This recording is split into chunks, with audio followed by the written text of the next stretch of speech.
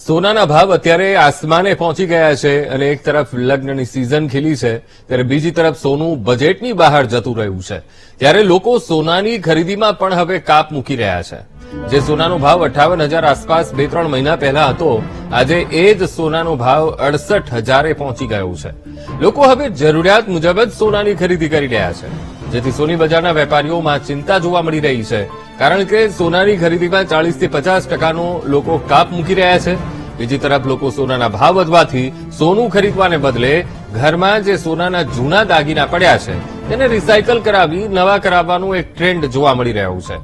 એક અંદાજ મુજબ દર વર્ષે 15 થી 20% વચ્ચે સોનાના દાગીના રિસાયકલ કરવાનું પ્રમાણ હોય છે, પરંતુ હાલમાં આ પ્રમાણ 35% જેટલું વધી ગયું છે। તો લોકોમાં નવું સોનું ખરીદવાને બદલે જૂના સોનાને નવા દાગીના કરાવવાના જે ચલણ છે એ સોની બજાર માટે ચિંતાનો વિષય હોવાનું નિષ્ણાતો માની રહ્યા છે। અલબત્ત હાલ જે જીઓપોલિટિકલ અને આંતરરાષ્ટ્રીય સ્થિતિ જોવા મળી રહી છે તે જોતા હજુ પણ આગામી સમયમાં સોનાના ભાવમાં સતત વધારો જોવા મળે તેવું એક અનુમાન લગાવવામાં આવી રહ્યું છે।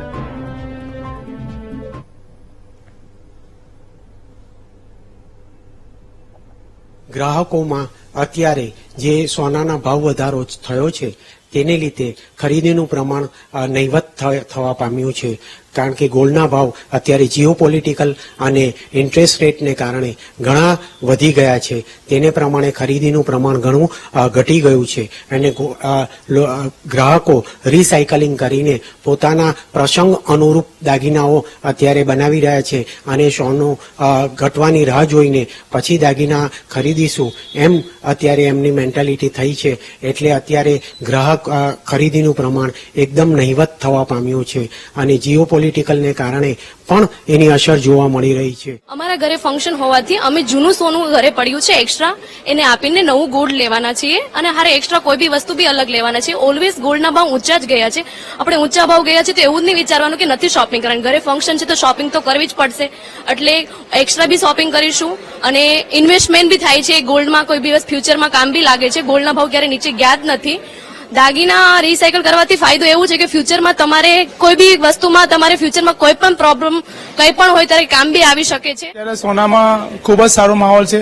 જે ભાવ વધારો થઈ રહ્યો છે સોનામાં તેને જોતા એવું લાગે છે ગ્રાહકને સોના ઉપર જે વિશ્વાસ વર્ષોથી છે એ હજુ પણ બરકરાર છે અને આવનારા સમયમાં પણ સોનાનો જે ભાવ વધારો થશે એના હિસાબે ગ્રાહકને 100% એવું લાગે છે કે સોનું ક્યારે પણ દગો આપ્યો નથી અને દગો આપશે નહીં। એવી મહત્વાકાંક્ષાથી દરેક કસ્ટમર્સ સોનામાં પૂરેપૂરું અને સારી રીતે ઇન્વેસ્ટમેન્ટ કરે છે।